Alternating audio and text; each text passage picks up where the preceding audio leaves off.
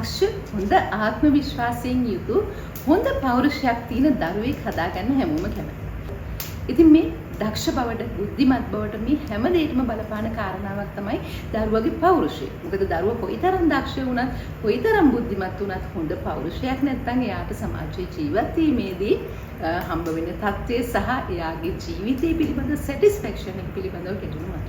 මොකද එයා තෘප්තිමත් ජීවිතයක් ලබන්න නම් හොඳ ආත්ම විශ්වාසයකින් ජීවත් වෙන්න ඕනේ. අපේ සමාජයේ බැලුවාම ගොඩක් වෙලාවට මේ පුංචි දරුවෝ ආත්ම විශ්වාසයේ බිඳ වැටීම, ආත්ම ශක්තිය බිඳ වැටීම මත ඒගොල්ලන්ගේ පෞරුෂයේ දුර්වලතා නිසා වැඩිහිටියෙක් වුණාම රැකියාවක් ගැනීමේදී ගැටලු, විවාහයකදී ගැටලු, එහෙම නැත්නම් සබඳතාවයක් පවත්වාගෙන යාමේදී ගැටලු ඇති වෙලා ලොකු විනාශකාරී තත්ත්වයකටපත් වෙනවා. ඒක නිසා පුංචි කාලේ ඉඳලම දරුවෙකුගේ ආත්ම ශක්තිය, ආත්ම විශ්වාසය ගොඩනැගීම හරිය වැදගත් වෙනවා.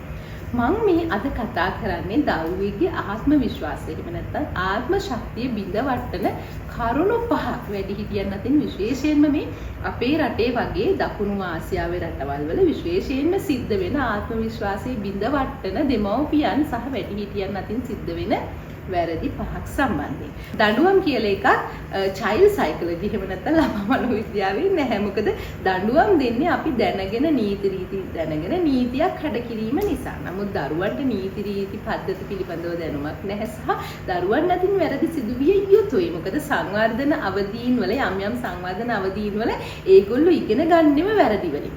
වැරදි නොවිච්ච දරුවෙක් කවදාවත් ඉගෙන ගන්නේ නැහැ. ඒක නිසා අනිවාර්යයෙන්ම දරුවෝ වැරදි කරන්න ඕනේ ඉගෙන ගන්න. එතකොට දඬුවම් ලැබීම මත සිද්ධ වෙන්නේ ඒගොල්ලෝ අර ඒ සංවර්ධන අවදිවල ඇචීව් කරගන්න ඕන දේවල්, ඒ කියන්නේ අත්හදා බලන්න ඕන දේවල් නොකර ඉන්නවා දඬුවම් ලැබෙයි කියලා බයර. ඉතින් ඕක ලොකු ප්‍රශ්නයක් දරුවගේ සංවර්ධනය සහ එයාට ජීවිතය ඉගෙන ගන්න. ඉතින් ඒක නිසා නිතර දඬුවම් කිරීම සුදුසු වෙන්නේ නැහැ. දරුවන්ට දඬුවම් වෙනුවට විනය නිවැරදි කිරීම තමයි අවශ්‍ය වෙන්නේ. ඒ වගේම නිතරම දඬුවම් කරන්නත් එපා. විනය නිවැරදි කරන්න, හරි දේ කියලා දෙන්න විතරක් ගොඩක් වෙලාවට සිදු කරන්න අවශ්‍යයි. ඊළඟට තුන්වෙනි එක තමයි අපේ රටේ විශේෂයෙන්ම අපි දකින කාරණාවක් තියෙනවා. දෙමව්පියෝ කරන ලොකු වැරද්දක් දරුවා වෙනුවෙන් ඔබ. දරුවා වෙනුවෙන් ඔබ කියලා මම එක හදාගෙනම තියෙන්නේ. දරුවා කළ යුතු දේවල් දෙමව්පියෝ කරනවා. බෑග් එක අරන් යන්නේ පවා අම්මා. එතකොට කෑම කවන්නේ අම්මා. සපත්තු දෙක දාන්නේ අම්මා. එතකොට දරුවා කරන්න ඕන දේවල් සමහරට ඉස්කෝලේ වැඩ කරන්නේත් අම්මා.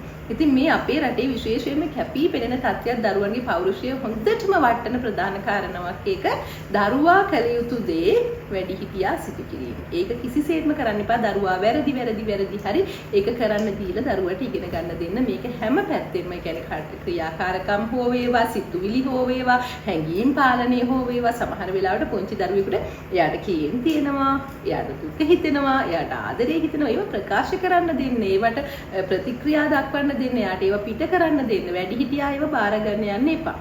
විශේෂයෙන්ම දකුණු ආසියාව සම්බන්ධව කතා කරේ අපේ රට ඉන්දියාව වගේ රටවල් වල මේ තත්ත්වය හුඟක් බහුලයි. හැබැයි දියුණු රටවල, යුරෝපා රටවල මෙන්න මේ වැරදි දෙමව්පියන් අතින් සිදු වෙනවා ටිකක් අඩුයි.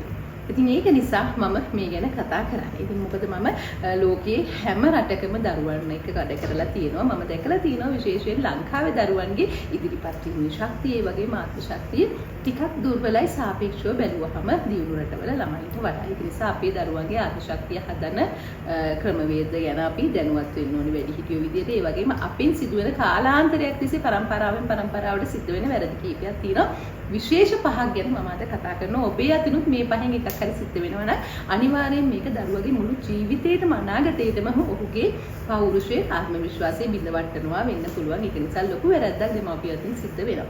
ඔන්න පළවෙනි එක තමයි දරුවගේ දුර්වලතා වැරදි හැම තිස්සෙම කියන්න එපා. නිතරම දරුවගේ දුර්වලතා පිළිබඳව දරුවාට මතක් කර දීම ආත්ම ශක්තිය බිඳ වැටීමට ප්‍රධානම කාරණා.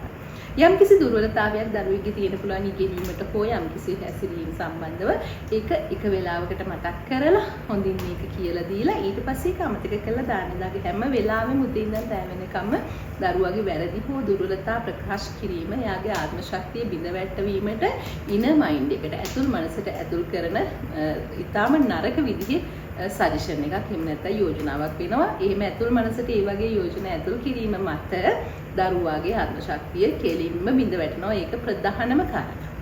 දෙවෙනි කාරණාව තමයි නිතරම දඬුවම් කිරීම. දැන් අපේ රටේ ගොඩක් පරම්පරාවෙන් පරම්පරාවට එන කතන්දරයක් තමයි දරුවන්ට ගහන්න බනින්න ඕනේ, දඬුවම් කරන්න ඕනේ, නැත්නම් හදන්න බෑ කියලා. දඬුවම් කියලා එකක් දරුවන්ට සම්බන්ධව නැහැ. මම මේ ගැන කලින් කතා කරලා තිනවා දඬුවම් නෙමෙයි දරුවන්ගේ විනය හැඩගැස්වීම තමයි කළ යුත්තේ. ඊළඟ එක තමයි දරුවගේ ශක්තිය නොපැවසීම සහ නොපෙනීම. සමහර වෙලාවට දරුවට කිසිම ශක්තියක් නැහැ වගේ හැමතිස්සෙම දරුවා පිළිබඳව උදාසීන නෑ. එයා ඉන්නවනේ ඔහේ වඩාගෙන ඉන්නවා. එහෙම එයාගේ තියෙන ශක්තියන් එළියට ගන්න නම් අපි යාව බබා එක කකුලක් තියලා ඇවිදින තැන ඉඳලා එයාට ශක්තියක් තියෙනවා කියලා හැමතිස්සෙම කියන්න ඕනේ යම් කිසි දෙයකට. එතකොට තමයි ශක්තියන් එළියට දාන්න පුළුවන්. ඒක නිසා හැම සංවර්ධන අවධියකම පුංචි ශක්තියක් හරි පුංචි කුසලතාවයක් හරි දරුවා පෙන්වන හැම අවස්ථාවකම ඒක එළියට කියන්න, එළියට ප්‍රකාශ කරන්න. අපේ රටේ තියෙන ලොකුම ප්‍රශ්නයක් තමයි ඒක දරුවා උදාසීන ඔහේ ඉන්න කෙනෙක් බවට පත් කරලා එයාගේ ශක්තියින් ගණන් ගන්නේ නැහැ. මොකද වැඩි හිටියෙක් තත්වයට මෙයා ඒ දේ කරනකන් එයාව ගණන් ගන්නේ නැහැ එයාගේ ශක්තිය. ඒක නිසා දරුවගේ ප්‍රමාණයට යමක් කරද්දී ඒක කියන්න අගය කරන්න. ඊළඟට පස්වෙනි එක. මේකත් ලංකාවේ ගොඩාක් ගෙවල් වල සිද්ධ වෙන කාරණාවක්. මට උපදේශන සේවාවන් සඳහා එන පුංචි පැටවුන්ගෙන් හම්බ වෙන ගොඩාක්ම ලොකු චෝදනාවක් අම්මා මල්ලිට ආදරේ, අංගිට ආදරේ. මේ සංසන්දනය කරන්න එපා කිසිසේත්ම. සමහර වචන අපේ රටේ පැල් බැඳගෙන තියෙනවා සංසන්දනය කිරීම සම්බන්ධව. මල්ලි ඔයා වගේ නෑ, බලන්නකෝ මල්ලි, බලන්නකෝ නංගි, එහෙම නැත්නම් බලන්නකෝ අක්කා හැදෙන්නේ. එන්නේ වගේ සංසන්දනය කරන්න එපා. ඊළඟට අනිත් එක තමයි ඔයාට කිසි දෙයක් බෑ. ඊළඟට කිසිම දවසක හැදෙන ළමයෙක් නෙමෙයි මේ ළමයා නම් අර පොඩි දරුවා නම් හරි හොඳයි. ඔන්න ඔය වගේ සංසන්දනාත්මකව ඊටාම මනසට දරුණු විදිහට පහර වදින වචන අපේ සංස්කෘතියේ තියෙනවා. ඉතින් ඔන්න ඔය පහ දරුවන් සම්බන්ධයෙන් සිදු කරන්න එපා. දරුවගේ පෞරුෂය, ආත්ම ශක්තිය තාම පහලටම ඇදලා දාන්න හේතු කාරණා පහක් තමයි මම අද ඔය කතා කරන්නේ. ඉතින් මේ වගේ වැදගත් කරුණු කාරණා කුංචි පැටවන්ගේ මානසික සෞඛ්‍ය සම්බන්ධයෙන් සහ ඒ වගේම ගර්භණී මව්වරුන්ගේ සෞඛ්‍ය, සමස්ත ප්‍රජාවගේම සෞඛ්‍ය සම්බන්ධව කරුණු කාරණා අපි ඔයගලන්ට අරගෙන ඉනවා ඉස්සරහට.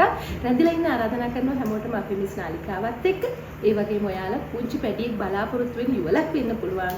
කුසාදලි පුංචි පැටියෙක් තියාගෙන බලාපොරොත්තු පුරෝගෙන ඉන්න අම්මා කෙනෙක් වෙන්න පුළුවන්. එහෙම නැත්නම් ආච්චි කෙනෙක්, සීයා කෙනෙක් වෙන්න පුළුවන්. මේ හැමෝටම අපේ නාලිකාවේ සෞඛ්‍ය සම්බන්ධව ඉතාම වැදගත් කරුණු කාරණා යාවත් කාලින වෙමින් ඉතාම විශ්වාසදායී විදිහට අපි අරගෙන ඉනවා.